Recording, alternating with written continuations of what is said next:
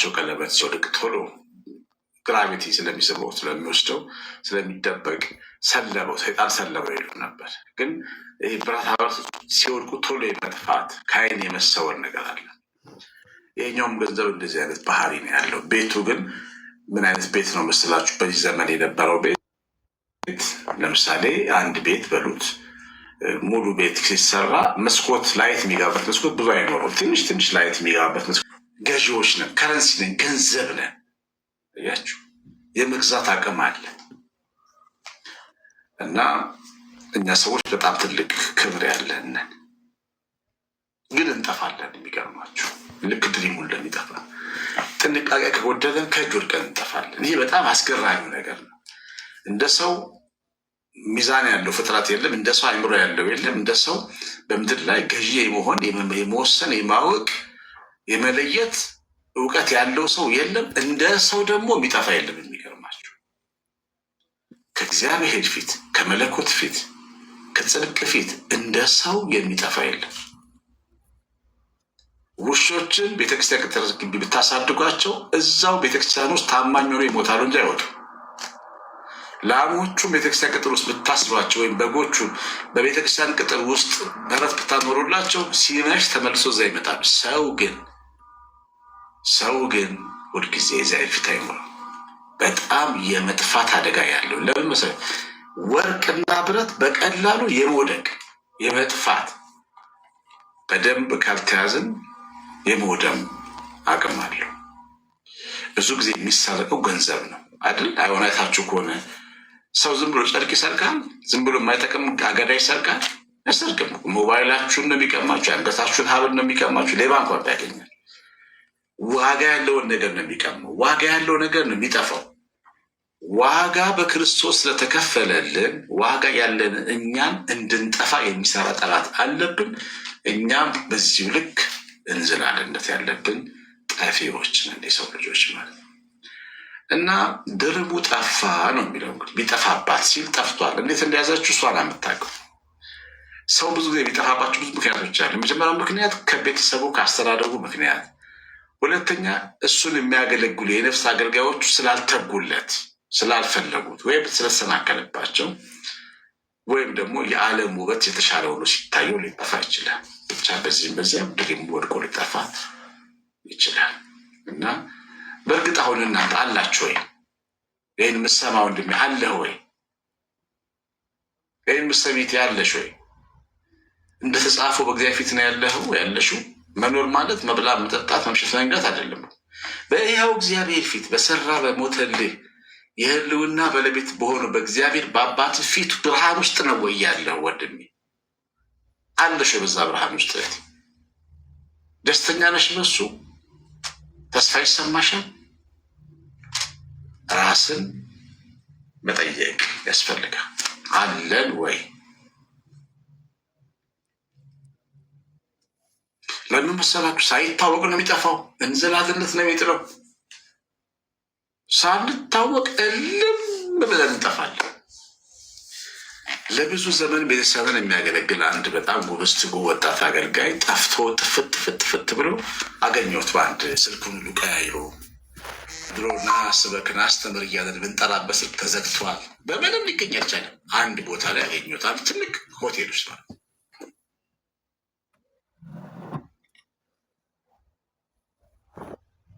እሱም ምን ሲያተደሰተ እኔ በሱ ሲያተደሰትኩኝ ተቀመጥን ወንበር ላይ ለብቻ አልኩት። በቃ ናናናና ብዬ አልኩት። ምን ሆንክ? ጠፋ? እንዴት አስቻለህ አልኩት። እልም ያለ ነጋዴና ሀብታም ሰው ሆኗል።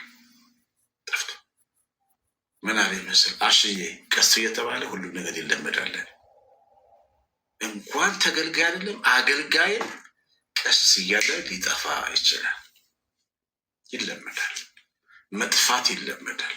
አለማስቀደስ ይለመዳል። መተኛት ይለመዳል። አለማንበብ ይለመዳል። ጳጳስ መስደብ ይለመዳል። ክህነትን ማቃለል ይለመዳል። ለቤተክርስቲያን የቀኑ የሚመስሉ ጎረምሶች የሚያስተምሩትን አመፅ መልመደት ይለመዳል። መንፈሳዊነት ቀርቶ አልጫነትም ይለመዳል። መጥፋት ማለት እሱ ነው። ይኸውላችሁ ቤት ውስጥ ነው የጠፋው ድሪሙ። ሌባ ሰረቋት ለሚለው ቤት ውስጥ ጠፋ። ውስጡ ገዳም ውስጥ፣ ቤተክርስቲያን ውስጥ፣ ሰንበት ትምህርት ቤት ውስጥ፣ ጉባኤ ውስጥ እያለ የለም። እንዲህ አይነት መጥፋት ስላለ እግዚአብሔር ይሰውራል። አለን እኮ ቀረብ ስንባል ግን በጣም የምናስፈራው፣ በጣም ኃይለኞች ነን፣ ንቀት ያለብንን ግብዞች ነን፣ ራሳችንን አጽድቀን ሌላውን ምንኮንን ነን። አቤት በቃ ግን ያለን የሚመስልን ነጠላችንን ለብሰን ስንገባ ቤተክርስቲያን ሞተን ጠፍተናል። መንፈሳችን ክስር ብሎ ጠፍቷል። ያገር ሰዎች አለን። የጠፋው ቤት ውስጥ መሆኑ በጣም አስገራሚ ነገር ነው። ራሳችንን ዝቅ ብለን የምንፈልግበት ጊዜ ይሁንልን። በእውነት በጣም አደገኛ አጠፋፍ ነው። መጽሐፍ ቅዱስ ላይ ከጠፋው ልጅ በላይ የጠፋው ትልቁ ወንድም ነው፣ ታላቅ ያለው ቤት ውስጥ የቀረው ልጅ በጥላቻ በንቀት በትዕቢት። እውነት እላችኋለሁ ዓለም ውስጥ ጠፍተን ተገኝተን በመጣ ይሻላል። ቤት ውስጥ ተቀምጠን በጥላቻ ራስን በማጽደቅ ሌላውን በመናቅ በትዕቢት ተራራ ከምናክል ዓለም ውስጥ ገብተን ጠፍተን ብንመለስ ይሻላል። ይሄኛው መጥፋት አደገኛ መጥፋት ነው። ዋጋ የሚያስከፍል መጥፋት ነው። ቤት ውስጥ መጥፋት፣ ጨለማ ውስጥ ጠፋ ይላል። በራሱ ጨለማ ውስጥ የቱ ጋር ነው ያለው ወንድሜ? የቱ ጋር ነው ያለሽ እህቴ?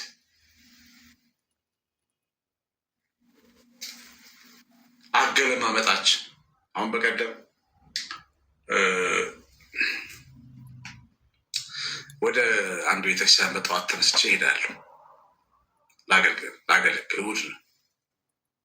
ቀረብ ስል ቤተክርስቲያኑ አካባቢ ሰዎች ከቅዳሴ ሲመጡ አያየሁ። ሁለቱ ባልና ሚስቶች ናቸው። ወደ ቅዳሴ ይሄዳሉ። አንድ ሴት ደግሞ ብቻዋን በተቃራኒ ትመለሳለች። አይ ቲንክ የሚያውቋት ሴት ትመስላለች። እንዴት አድርገው እንደ ገላመጠች ሴትየዋ እኔ አልረሳውም። ገላማጯ ቤተክርስቲያን የምትሄደዋል። በዚህ ሰዓት ከተማ ልዞር ነው የምትሄደው? አታስቀድስም እንዴ በሚል ምልከታ ለምታያል። የአይኗ ግን አገለባበጥ ነግራችኋል እንዴት እንደናቀቻል። ሴትዮዋ እኮ ወደ ከተማ የምትሄደው እኮ ወይ ጸለያ የወጣች ወራሉ ቤተክርስቲያን ወይ ደግሞ ለድሆች እንጀራ ልትሰጥ ይሆናል የምትሄደው። ብዙ ምክንያቶች አሏት። ቤተክርስቲያን ስለሄደች ነው ችኛዋ ልቧ እንደዛ የሆነው እና እሷን ስመለከት ራሴን እያየው ነበረ። አስቀዳሾች ፈተናችን ብዙ ነው። ቤተክርስቲያን እግዚአብሔር ቤት የምንኖር ሰዎች ፈተናችን ብዙ ነው። እወቁ። ልባችን ግብዝነታችን ነው የሚፈትነን። ራሳችን ማጽደቃችን ነው የሚፈትነን። ዜሮ ነው ያደረገን። አለን እንላለን ግን ዜሮ። በቃ ልባችን እልም ያለ ክፉ ሆኖ ይቀመጣል። ኢብን አስተማሪዎች ሳንቀር በቃ ቦታ ሲኖረ ሰባኪዎችን ቦታ ካለን ሰው ስንንቅ በጣም ነው የሚገርመኝ። እንዲህ አይነት ከባድ ነገር ነው እዚህ ቤት የተፈጠረው። ድሬሙ ጠፋባት። የት? ውጭ አይደለም ውስጥ። ወደ ውጭ እንደሚጠፉ ሰዎች አሉ፣ እነሱ ይቀመጧል። ዛሬ ግን ቤቱ ስላሉ ጠፊዎች ነው እንማር። በኋላ ሴትዮዋ ምን አደረገች? መብራት አበርታ ቤቷን ጠርጋ እስክታገኝ ድረስ አጥብቃ ፈለገች ይላል። መጀመሪያ ያደረገችው መጥፋቱ ገብቶባታል። ቢጠፋባት የሚለ ጠፋ ገንዘብ ብላስ አለን ወይ እኛ ይወላችሁ የምንገኘው እኮ ጠፍተና ብለን ስናስብ ነው። ቤት ውስጥ አለው ወይም አለው ለቤተክርስቲያን ለኦርቶዶክስ ቤተክርስቲያን እየቀናው፣ ለእናቱ ቤተክርስቲያን እየቀናው፣ ለእምዬ ማርያም ለኢየሱስ እየቀናው እያልን አለን ወይ? ግን እኛ አለን? ለኢየሱስ የምትቀናው አንተ ኢየሱስ ስራ አለ፣ በኢየሱስ ጥላ ውስጥ አለ፣ ኢየሱስ አንተ ህይወት ውስጥ አለ። ለእምዬ ማርያም የምትቀኙ በአንተ ህይወት ውስጥ ኢየሱስ አለ፣ እመቤታችን አለ፣ መልኩ አለ፣ ትትናው አለ። ግን አለን የምንለው ቤተክርስቲያን ቤተ መቅደስ ውስጥ ጠፍቻለሁ ብለን ራሳችንን እንደመፈለግ ከጀመርን መጥፋታችንን ልናምን ይገባል። አልጫኔ ስድብ ብቻ ነው፣ ሀሜት ነው መወደው፣ እግዚአብሔር ቤት ሰው መናቅ ነው የምወደው፣ ደካማው ላይ መፍረድ ነው የምወደው፣ እኔ ጠፍቻለሁ ካላላችሁ የምንገኝ ሰዎች አንገኝ። መጀመሪያ ጠፍቻለሁ ብለን ከራሳችን መጀመር አለብን። መጥፋቱን አምናለን። ሁለተኛ መብራት አበራች። ዝም ብሎ በጨለማ አይፈለግም። መርፌን የሚያክል ትንሽ ነገር ጨለማ ውስጥ አይፈለግም። መብራት ያስፈልጋል። ራሳችን የምንፈልግበት አንደኛ መብራት ወንጌል ነው። አሁን ዛሬ የምንሰማው ወንጌል ለራሳችን መብራት ሊሆነን ይገባል። እግዚአብሔር በዚህ ውስጥ ራሳችንን እየፈለግን እንድንኖር ነው የሚያስተምረን። አለው ብለን አለመኖራችን እንድናውቅ፣ ተታለን እንዳንጠፋ፣ ዘመን እንዳያልፍብን፣ ጀንበር እንዳይጠልቅብን ነው የሚያስተምረን። ራሳችንን በደንብ ፈልገን መብራታችን ወንጌልን ማብራት። ፍቅርና ወንጌል መብራት ይባላሉ። አንደኛው መብራት ወንጌል ነው። የምንፈለገው በእግዚአብሔር ቃል ነው። አሁን ዛሬ ትምህርት ስትማሩ ለካ ጠፍቻ ብላችሁ እንድታስቡ ያደርጋቸዋል። ሁለተኛው ፍቅር መብራት። ሰው በፍቅር አይን ሲመለከት ብዙ የጠፉ ሰዎችን ያገኛል። በጥላቻ አይን ሲያገለግል ደግሞ ብዙ ሰዎችን ያጠፋል። መገኘት ከፍቅር ጋር ነው። መብራት ለመገኘት ለመፈለግ ወሳኝ ነገር፣ ፍቅርን ለማትረፍ ሰዎችን ወሳኝ ነገር፣ ሰውን መውደድ። መብራት አበራች የሚለው ይሄ ነው። ወንጌል ተማረች፣ ወንጌል ሰማች፣ ፍቅርን አፕላይ ያደረገች። ቤቷን ጠርጋ ፈለገች። የሰው ቤት አልፈለገች። ቤቷ እኛ ለጴንጤ ቤት አይደለም ተጨነቆ የተባለ ነው። ለካቶሊክ ወይም ደግሞ ለሙስሊም አይደለም፣ ለራሳችን ነው መጨነቅ ያለብን። ቤቷን የፈለገች የጠረገችው። ቤቴ ንጹህ ነው ብዬ እያሰብኩኝ ቆሻሻ ሊሆን ይችላል። ሐሜተኞች የሞሉበት፣ ነገረኞች፣ ግብዞች፣ ራሳቸውን የሚያጸድቁ ትዕቢተኞች የሞሉበት ሊሆን ይችላል። ማህበራችን፣ ጉባኤያችን ልናጸዳው ይገባል። ይህንን ማህበር ይዘን ከቀጠልን የሆነ ቦታ ላይ እንሰበራለን። ማህበራቶች ብትሉ፣ ሰንበት ትምህርት ቤት ተማሪዎች ብትሉ፣ ሰበካ ጉባኤዎች ብትሉ፣ ቦርድ ብትሉ፣ አመፀኛ ሰው ራሱን የሚያጸድቅ ሰው አጠገባችሁ ካለ ብዙ ነገር ነው የሚያዝባችሁ። የቆሻሻው መጠረግ አለበት፣ ወይም ልክ አይደለንም ብለን ማመን አለብን። በዚያ ሰው ማባረር አይደለም፣ ወይም ቆሻሻ ሁሉ መጥረግ ያስፈልጋል። ሰው ገንዘብ ነው፣ ሰው ድሪም ነው። ስለዚህ እላዩ ላይ የወደቀውን ሳሩን፣ ቆሻሻውን፣ ገለባውን ማንሳት ያስፈልጋል። እሱንም ቢሆን ጎንበስ ማለት ደግሞ ያስፈልጋል። ጎንበስ ብላ ጠለገችው ነገር ይቀልዳሉ የሚሉኝ ሰዎች አሉ እኮ። ይሄኔ በጣም ገርሟቸው ንግግሬ እኛን ጠፍተሃል የምትለን የሚሉ አሉ በትዕቢት። ጎንበስ ካላሉ ደግሞ መጠረግና መገኘት አይቻልም። እኔ ራሴን ማገኙ ጎንበስ ስል ብቻ ነው። ለመጥረግ ጎንበስ ራሴ መብራቴን አብርቼ ጎንበስ ብዬ ልጥረግ የጠፋው ድርሜን ራሴን ልፈልግ በአንተ ቃል በአንተ ቃል በአንተ ወንጌል ልደላደል። መብራቴን አብርቼ ራሴን ልፈልገው። በኋላ እንዘምረዋል። ልፈልገው፣ መብራቴን አብርቼ ራሴን ልፈልገው። ጠፍተሃል ሰውነቴ ልበለው፣ ልቤ መንፈሴ የለህም ልበለው። ጎንበስ ልበል።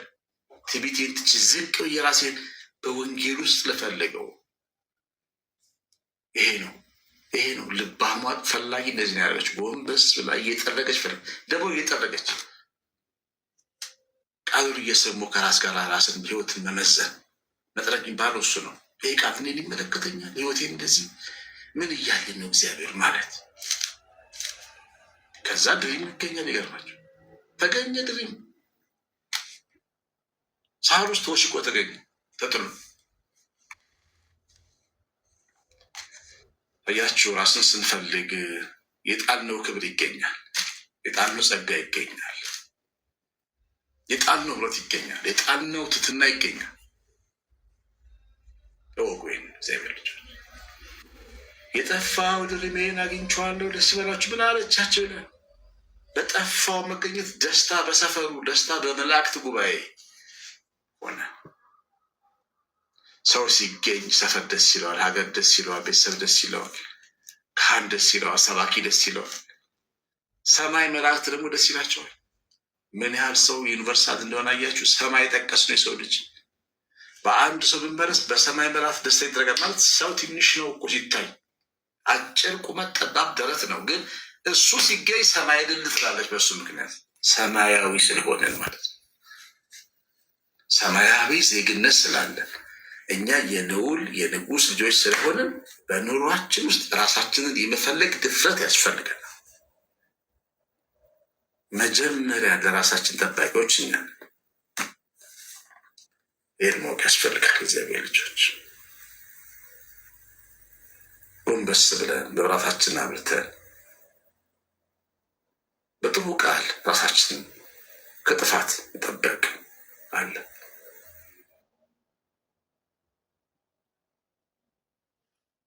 ቆንጆ ትምህርት ተምረናል መሰለኝ ይመስለኛል። እኔ በጣም ተመሬበታለሁ። እናንተ ተማራችሁበት አለ ተማራችሁበት? እሺ ጻፉልኝ። ምን ተማራችሁ? እግዚአብሔር ልጆች እግዚአብሔር ምን ተናገራችሁ? በዚህ ውስጥ ቶሎ ብላችሁ ጻፉልኝ። ቶሎ ብላችሁ ጻፉልኝ። እግዚአብሔር ልጆች ተናምሻችሁ፣ አጋቢዎችን ተናምሻችሁልኝ። ቤተሰቦቼ